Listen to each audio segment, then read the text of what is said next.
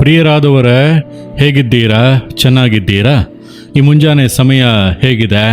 ಪ್ರತಿನಿತ್ಯವೂ ಕೂಡ ದೇವರ ಕೃಪೆ, ಪ್ರತಿನಿತ್ಯವೂ ಕೂಡ ನಮ್ಮೊಂದಿಗೆ ಇದ್ದಾರೆ, ಸುಂದರವಾಗಿ ನಡೆಸುತ್ತಾ ಇದ್ದಾರೆ. ದೇವರಿಗೆ ಸ್ತೋತ್ರ.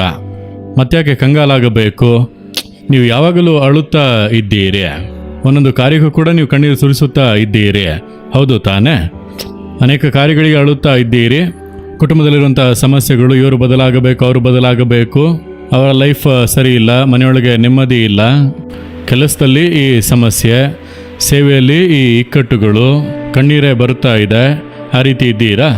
ನನ್ನ ಕಣ್ಣೀರೇ ನನಗೆ ಆಹಾರವಾಯಿತು, ನನ್ನ ಜೀವಿತ ಹೀಗೆ ಇದೆ ಎಂಬಂತೆ ಇದ್ದೀರಾ? ಯೇಸು ನಿಮಗೊಂದು ಮಾತು ಕೊಡುತ್ತಾನೆ. ಏನೆಂದರೆ, ಯೆಶಾಯ 30ನೇ ಅಧ್ಯಾಯ 19ನೇ ವಾಕ್ಯದಲ್ಲಿ, ನೀವು ಇನ್ನೂ ಅಳುವುದೇ ಇಲ್ಲ. ಇದುವರೆಗೂ ಅತ್ತೆ ಸಾಕು, ಇನ್ನು ಮುಂದೆ ನೀನು ಅಳುವುದೇ ಇಲ್ಲ. ಹಾಗಂದ್ರೆ ಏನರ್ಥ ಅನ್ನುವಾಗ, ನೀನು ಕಣ್ಣೀರು ಸುರಿಸುವಂಥ ಕಾರ್ಯದಲ್ಲಿ ನಾನು ಅದ್ಭುತ ಮಾಡುತ್ತೇನೆ, ಇನ್ನು ನೀನು ಅದರ ಕುರಿತಾಗಿ ಅಳುತ್ತಾ ಇರುವುದಿಲ್ಲ ಎಂದು ಹೇಳುತ್ತಾರೆ. ನಿಜವಾ ಎಂದು ಅಂದುಕೊಳ್ಳುತ್ತೀರಾ? ಸತ್ಯ ವೇದದಲ್ಲಿ 1 ಸಮುವೇಲನು 1ನೇ ಅಧ್ಯಾಯದಲ್ಲಿ ಅಳುತ್ತಾ ಇದ್ದಂಥ ಒಬ್ಬಳು ಸ್ತ್ರೀಯ ಕುರಿತಾಗಿ ಹೇಳಲ್ಪಟ್ಟಿದೆ. ಆಕೆಯ ಹೆಸರು ಹನ್ನಳು.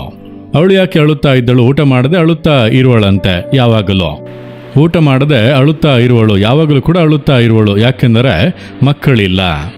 ಮಕ್ಕಳಿಲ್ಲದೆ ಇರುವುದರಿಂದ ನಿಂದೆ, ಅವಮಾನಗಳು, ಚುಚ್ಚು ಮಾತುಗಳು ಅದು ಆಕೆಯನ್ನು ಬಹಳ ಗಾಯಗೊಳಿಸಿದ್ದರಿಂದ ಊಟ ಮಾಡೋದಕ್ಕೆ ಮನಸ್ಸಿಲ್ಲ, ನಿದ್ರಿಸೋದಕ್ಕೆ ಮನಸ್ಸಿಲ್ಲ, ಯಾವಾಗಲೂ ಅಳುತ್ತಾ ಕಣ್ಣೀರು ಸುರಿಸುತ್ತಾ ಇರುತ್ತಾಳೆ. ನನ್ನ ಜೀವಿತ ಯಾಕೆ ಹೀಗೆ? ನನಗೆ ಮಾತ್ರ ಯಾಕೆ ಈ ರೀತಿ? ನನಗೆ ಮಾತ್ರ ಯಾಕೆ ನಿಂದೆ? ನನಗೆ ಮಾತ್ರ ಯಾಕೆ ಅವಮಾನ ಎಂಬುದಾಗಿ ಅಳುತ್ತಲೇ ಇರುವಳು. ಗಂಡನ ಮುಂದೆ ಅಳುತ್ತಾ ಇರುವಳು, ಒಂಟಿಯಾಗಿ ಕುಳಿತು ಅಳುತ್ತಾ ಇರುವಳು. ನನ್ನ ಹಾಸಿಗೆಯನ್ನು ಕಣ್ಣೀರಿನಿಂದ ನೆನೆಸುತ್ತೇನೆಂದು ಭಕ್ತನು ಹೇಳುವಂತೆ ಅಳುತ್ತಾ ಇರುವಳು.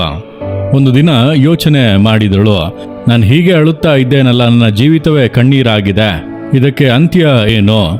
ಯಾರು ಅಂತ್ಯವನ್ನುಂಟು ಮಾಡಲು ಸಾಧ್ಯ?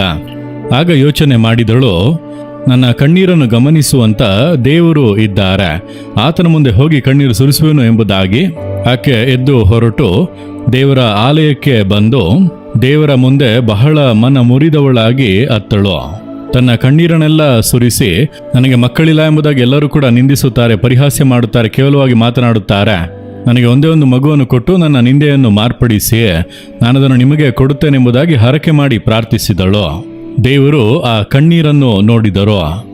ಇನ್ನು ನೀನು ಅಳುತ್ತಾ ಇರುವುದಿಲ್ಲ, ಇಂದಿಗೆ ನಿನ್ನ ಕಣ್ಣೀರಿಗೆ ಒಂದು ಅಂತ್ಯ ಎಂಬುದಾಗಿ ದೇವರು ಆಕೆಯನ್ನು ನೆನಪಿಸಿಕೊಂಡು ಆಕೆಗೆ ಗರ್ಭಫಲವನ್ನು ಅನುಗ್ರಹಿಸಿ ನಿಂದೆಯನ್ನು ಮಾರ್ಪಡಿಸಿದರು. ಈಗ ಹನ್ನಳು ದುಃಖ ಮುಖದಿಂದ ಇರುವುದಿಲ್ಲ, ಸಂತೋಷ. ಅದರ ನಂತರ ಹನ್ನಳು ಮಗುವಿಗಾಗಿ ಅಳಲೇ ಇಲ್ಲ. ಒಂದು ಮಗುವನ್ನು ಕೇಳಿದಂಥ ಅವಳಿಗೆ ದೇವರು ಅನೇಕ ಮಕ್ಕಳನ್ನು ಕೊಟ್ಟು ಆಶೀರ್ವದಿಸಿದರು. ಹನ್ನಳೆ, ನೀನಿನ್ನು ಅಳುವುದಿಲ್ಲ. ನಿಮ್ಮ ನೋಡಿ ಹೇಳುತ್ತಾರೆ, ನನ್ನ ಮಗನೇ, ಮಗಳೇ, ಇನ್ನು ನೀನು ಅಳುವುದಿಲ್ಲ. ನೀನು ಯಾವುದಕ್ಕಾಗಿ ಕಣ್ಣೀರು ಸುರಿಸಿ ಅಳುತ್ತಾ ಇದ್ದೀಯೋ ಅದರಲ್ಲಿ ಅದ್ಭುತ ಮಾಡುವೆನೋ ಎಂದು ದೇವರು ಹೇಳುತ್ತಾರೆ. ನೀವು ನಂಬುತ್ತೀರಾ? ಹಾಗಿದ್ದರೆ ಹೇಳಿರಿ, ಯೇಸುವೆ, ಇನ್ನು ಮುಂದೆ ನಾನು ಇದಕ್ಕಾಗಿ ಅಳುವುದಿಲ್ಲ. ನೀವು ಜವಾಬ್ದಾರಿ ತೆಗೆದುಕೊಂಡಿರಿ, ನನ್ನ ಕಣ್ಣೀರನ್ನು ಒರೆಸುತ್ತೀರಿ, ಕಣ್ಣೀರನ್ನು ಮಾರ್ಪಡಿಸುವಿರಿ, ನಾನು ಅಳದೆ ಇರುವಂತೆ ಅದ್ಭುತ ಮಾಡುವಿರಿ. ಹಿಂದೆ ಒಂದು ಅದ್ಭುತ ನಡೆಯಲಿದೆ, ಹಿಂದೆ ಒಂದು ಬದಲಾವಣೆ ಬರುತ್ತಿದೆ, ನಾನು ನಂಬುತ್ತೇನೆ. ಯೇಸುವಿನ ನಾಮದಲ್ಲಿ ಆಮೇನ್, ಆಮೇನ್.